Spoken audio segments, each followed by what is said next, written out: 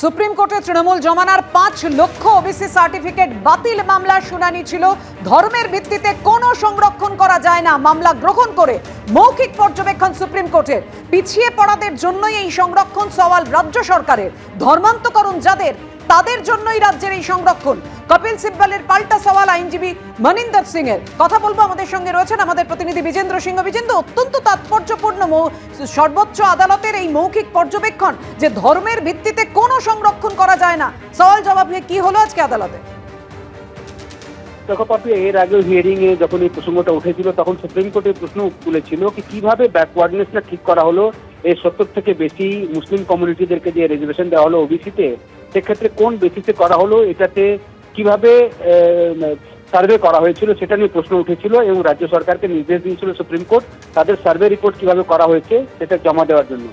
আজকে যখন হিয়ারিং হচ্ছিল তখনই সুপ্রিম কোর্ট এই পর্যবেক্ষণ করেছে যে ধর্মের ভিত্তিতে কি রিজার্ভেশন দেওয়া যায়। তখন কপিল সিব্বল বলেন অন্যান্য রাজ্যে এবং বাকি জায়গাগুলোতেও এই ধরনের রিজার্ভেশন মুসলিমদেরকে দেওয়া হয়েছে, যেখানে ব্যাকওয়ার্ডনেস ঠিক করা হয়েছে, অর্থাৎ যারা ব্যাকওয়ার্ড ক্লাস রয়েছেন তাদেরকে এই সংরক্ষণগুলো দেওয়া হচ্ছে। এবং পশ্চিমবঙ্গেও চাকরিতে এবং এডুকেশনে এই সংরক্ষণটা পশ্চিমবঙ্গ সরকার দিচ্ছিল। তখন সুপ্রিম কোর্ট আজকে বলেছে কি এইভাবে কি ধর্মের ভিত্তিতেই শুধু সংরক্ষণ দেওয়া যায়। এর জবাব সুপ্রিম কোর্ট চেয়েছে আজ পশ্চিমবঙ্গ সরকার থেকে।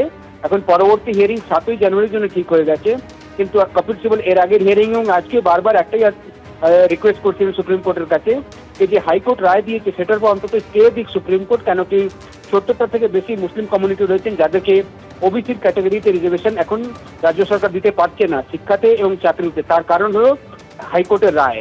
সেটার উপর কিন্তু স্টে আজকেও সুপ্রিম কোর্ট দেয়নি। আগামী হিয়ারিং 7ই জানুয়ারির জন্য ঠিক হয়েছে। এখন দেখতে হবে যে 7 জানুয়ারি হিয়ারিং করার পর সুপ্রিম কোর্ট কি রায় দেয়। ধন্যবাদ বিজেন্দ্র।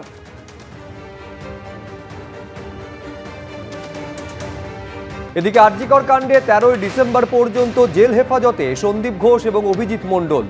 খুন এবং ধর্ষণের ঘটনার পেছনে সঞ্জয়কে সামনে রেখে দুজন ষড়যন্ত্র করেছেন। প্রমাণ নষ্টের চেষ্টা হয়েছে, প্ররোচনা বা ধামাচাপা দেওয়ার চেষ্টা হয়েছিল কিনা তা খতিয়ে দেখা হচ্ছে, এই বলে আদালতে সওয়াল করেছে আজ সিবিআই।